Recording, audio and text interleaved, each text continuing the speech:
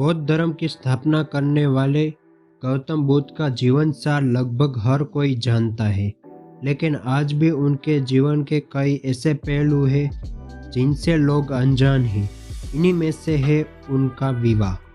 महात्मा बनने से पहले गौतम बुद्ध इक्ष्वाकु राजवंश के सबसे बड़े साम्राज्यों इक्ष्वी के राजकुमार सिद्धांत थे। उसका विवाह अपनी ही बुआ की बेटी यशोधरा से हुआ था। इसका भी एक कारण था। उस समय लक्ष्मी वंश से बड़े कोई भी साम्राज्य नहीं था, इसलिए उनके पिता के महाराज सुयोधन ने अपने पुत्र सिद्धार्थ का विवाह अपनी बहन की बेटी यशोधरा से कराया। यशोधरा हालांकि किसी भी प्रकार से बुद्ध की आध्यात्मिक प्रवृत्ति से ऐतराज नहीं रखती थी, लेकिन शुरुआत में जब राजकुमार सिद्धांत परिवार त्याग कर ज्ञान प्राप्ति के लिए 6 साल तक कठिन तपस्या में लीन थे, तो यशोधरा ने भी पत्नी का धर्म निर्वाह करते हुए त्यागे जाने के बावजूद उनके ही समान त्यागी जीवन जीने का फैसला किया। कथाओं के अनुसार 16 साल की उम्र में सिद्धांत और यशोधरा का विवाह हुआ था, लेकिन यशोधरा को पहले से ही पता था कि बुद्ध की सांसारिक प्रवृत्ति से पूरी तरह दूर होना चाहते हैं। उनसे भी कभी अपने पति की इस आध्यात्मिक सोच पर आपत्ति नहीं जताई और जहाँ जहाँ बुद्ध जाते वहाँ वहाँ उनके साथ जाती।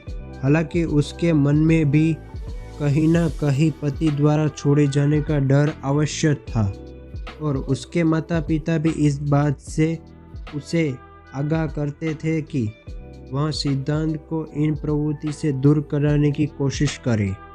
उलट उसने कभी भी अपने पति को कोठित कर उनकी सोच को बदलने की कोशिश नहीं की। 16 सालों बाद जब उन दोनों की एक संतान हुई राहुल, और एक रात यशोधरा को बिना बताए बौद्ध नगर छोड़ गए, तो वहाँ दर्द से आहत अवश्य हुई, लेकिन अपनी पीड़ा को व्याकुल होकर उसने उसका बहिष्कार नहीं किया। समाचार सुनते ही उसने खुद भी उसी प्रकार त्यागी जीवन जीने का फैसला किया जैसा सिद्धांत कर रहे थे। उसने महल त्याग दिया, सुंदर वस्त्र और गहने भी त्याग दिए और एक कुटिया में साध्वी का जीवन व्यापित करने लगी।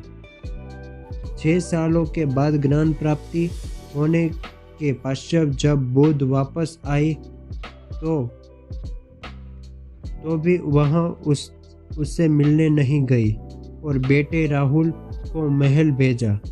उसने यकीन था कि बुद्ध को उसकी त्यागवापी जीवन का पता चला होगा और उसे स्वीकार करते हुए वे स्वयं उसे मिलने आएंगे। बुद्ध वास्तव में उससे मिलने गए। तब यशोधरा ने उनसे प्रार्थना की कि उसे भी भिक्षुणी की तरह अपने जीवन में स्वीकार करे।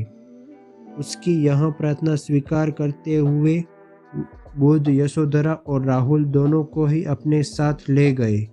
यशोधरा भिक्षुणी बन गई और बुद्ध जहाँ गौतम बुद्ध कहलाए वहाँ भी गौतमी कहलाई। 500 भिक्षुणियों को दीक्षा देकर वहाँ पहली भिक्षुणी बनी।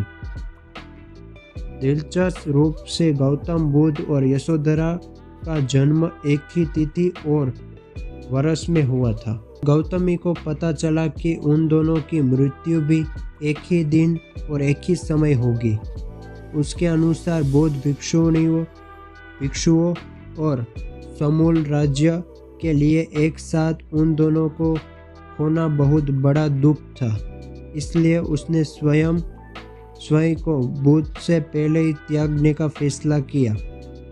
आखिरकार उसने निर्धारित तिथि पर निर्वाह ग्रहण किया। बुद्ध ने भी उसके इस फैसले को सम्मान दिया। 2 सालों के बाद बुद्ध भी महानिर्वाण प्राप्त किया। इस प्रकार गौतम बुद्ध भले ही दुनिया के लिए जीवन की एक अलग ही दिशा बताकर गए, लेकिन गौतमी भी अपने जीवन और उद्देश्यों के साथ त्याग और प्रेम की सबसे बड़ी परिभाषा और उदाहरण छोड़ गई। आखिरकार दोस्तों, आपने ये वीडियो देख के आपको पता चल ही गया होगा कि गौतम बुद्ध और यशोधरा की शादी का जीवन कैसे बीता था, क्या क्या हुआ था। आखिर इस वीडियो में आपको सारी इन्फॉर्मेशन मिल गई होगी।